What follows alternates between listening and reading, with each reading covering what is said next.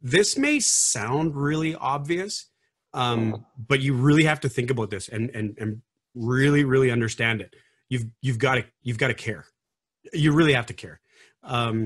As guys, we're taught, at least I was anyway, I don't know, maybe you guys can relate, but typically we were taught, no emotions, just be guys, whatever. But then when it comes to something like this, which is a very emotional day, I mean, there's lots of things happening that are going to be different for us and that sort of stuff. It's okay to care. It really is. And not only that, not only do you need to care about it, even just a little bit, ask her what she cares about with the wedding.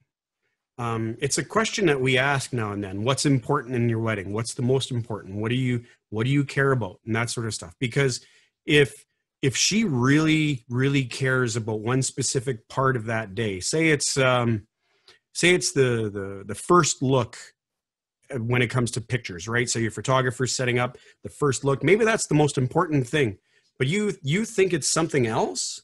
You might go through and do all this planning for another thing that she just does not care about, like washing the cars. It could be anything. So again, talk to her, ask what's important to her, and care. Just a little bit even. The next point, in the plans, we were talking about photos. We were talking about engagement photos.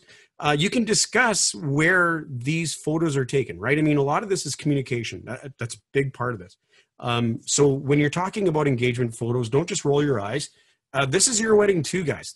That's the major thing to remember. This is your wedding too. So discuss where the photos can be taken, and you can suggest some places, right? I mean, the photographer is going to have some ideas of where some great places are to take pictures, but some of the best photos come when you have, maybe you take her to, or suggest taking her to where you had your first date, right? Or maybe where the proposal happened or something like that. Something that means something to you too. Which will be really, really cool for the photos, and it has it'll create a backstory for the photos, but it'll create different images too, because even your facial expressions will change and your body vibe will change. It's pretty cool. So suggesting that might be a really good idea, including some of your hobbies. Ask or suggest saying, honey, you're really big into volleyball. Why don't we bring a volleyball along with us, or go to a volleyball court or something like that? So if you're into sports, you can go to a hockey rink. I've had people that have gone to the Sportsplex and gotten on the ice on skates and did a little bit of a skate, and the photographer took pictures there. If farming's your thing, have shots of implements or something like that. Pets are family, right? Maybe include those. So that's a good thing to do. Another point to talk about in the planning stages, we move on, is wedding party gift ideas. Wedding party, traditionally, the groomsmen get some sort of gift for being a groomsman. The bridesmaids get some sort of gift for being a bridesmaid. That's something that you guys can talk about, right? I mean, she's going to want to know what you want to buy your guys. Well, ask her what she wants to buy her girls. The same thing applies.